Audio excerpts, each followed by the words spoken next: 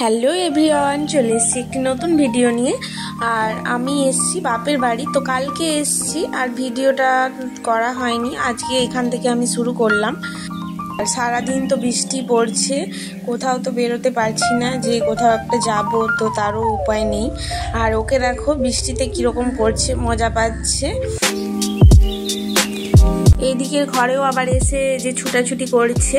এই ঘরটাতে মানে বাবার কারখানা ছিল, তো সেটা এখন বন্ধ আছে আর প্রায় থাকাই হয় বললে চলে।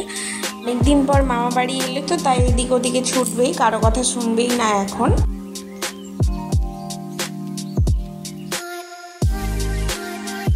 মা ওদিকে রান্না করছিল, তাড়াতাড়ি রান্নাটা করছিল, আর এদিকে আমি বসেছিলাম মায়ের কাছে, মানে গল্প করছিলাম আর কি দিয়েছিল খেতে, তো খাচ্ছিলাম। এখানে এলে এটাই হয় যে মা সবসময় মানে কিছু না কিছু দিতেই থাকে, এটা খা ওটা খা, বলে কি ওখানে তো পাসনি। সব মায়েরা মনে হয় এরকমই হয়। আর শ্বশুর বাড়িতে সব কিছু পেলেও কিন্তু বাপের বাড়ি হয়, আর মা তো সম্পূর্ণ আলাদাই হয়। কার কার মা এরকম করে তো আমাকে কমেন্ট করে বলো। তো তারপর মায়ের ফোনটা আমি আনতে গেছিলাম ঘরেতে, সেদিকে আমাদের মাটির ঘর, সেখানে থাকা হয়, তো সেখানে আনতে গেছিলাম। বেরিয়ে মানে রাস্তার সাইডে আবার ঘর হচ্ছে আর কি, তো সেখানেই থাকা হবে। আর এই দেখো এটা মায়ের ঠাকুর ঘর, ঠাকুর মানে পুজো করে, তো খুব সুন্দর। আর সেবাও দিয়েছে, এই যে তাড়াতাড়ি খাওয়া দাওয়া করে বেরিয়ে যাবে, ঠাকুরকে মানে খেতে দিয়ে নিজেও খেয়ে বেরিয়ে যাবে। মায়ের একটা ছোট পাঠ আছে আর কি, মা ছোটোখাটো গীতা পাঠ করতে যায়। তাদেরও কিছু অন্নপ্রাশন বা কিছু মানে হলে আর কি ঘরে গিয়ে গীতা পাঠ করতে মাকে ডাকা হয়, তো মা আর কিছু মেয়ে গিয়ে করে দিয়ে আসে এরকম আর কি। তো একদিকে আবার বাবু যে আম কেটে দেওয়া হয়েছে, ও তো আমের ভক্ত, পুরো আমের প্রিয়, কাউকে দেবে না। বাবা এসে যে খাচ্ছে, বাবা গেছিল বাজার থেকে, তারপর এসে যে বসে আম খাচ্ছিল। আর আমি একটু চাইতে, আমাকে তো কিছুতেই দিতে চাইছি না, আমি আবার মানে ছাড়িয়ে আবার নিয়েছি। মা যে পুজো করছে তাড়াতাড়ি করে যাবে বলে, তো মাকে বললাম চলে যাবে তুমি, আমি একা থাকবো। তো মা বললো তাড়াতাড়ি আমি চলে আসবো, তোরা আছিস থাক, এরকম বললো। তুই কি ছেনা না মেয়ে ছেনা? দেখি এদিকে। মা তো পাঠে চলে গেছে, আর বাবুকে স্নান করিয়ে তারপর গেছে, বলে যে তুই তো রোজই করা, যেখানে এসেও তো তোকে করতে হবে, তাই জন্য ওকে স্নান টান করিয়ে মা তারপর খাওয়া দাওয়া করে গেছে। আর এদিকে আমরা দুজনে আম আবার কেটেছি ওকে খাওয়ার জন্য, সব আমগুলো খেয়েছে। তারপর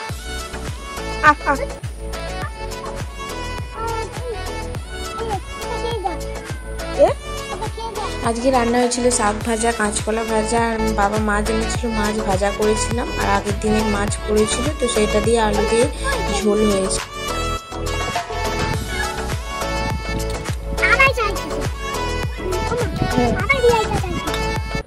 মাছ খাবি?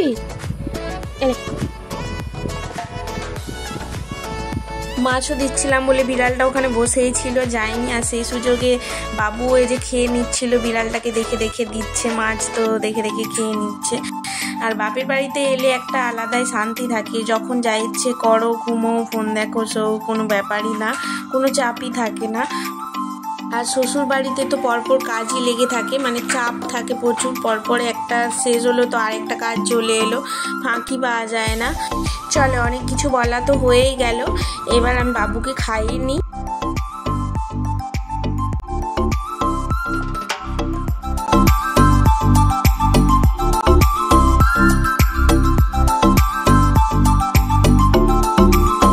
বাবা তো ছিল না, যেখানে ঘর ছিল ওদের কাছে ছিল। তারপরে এই যে এলো, এসে আমি আর বাবা ভাত বেড়ে খেতে বসে পড়েছি। আমাদের তো এক জায়গায় যাওয়ার কথা ছিল, মানে মা যেখানে গেছে সেখানে ফোন করে ডাকছিল, তো যাবো বলে বেরিয়েও পড়েছিলাম।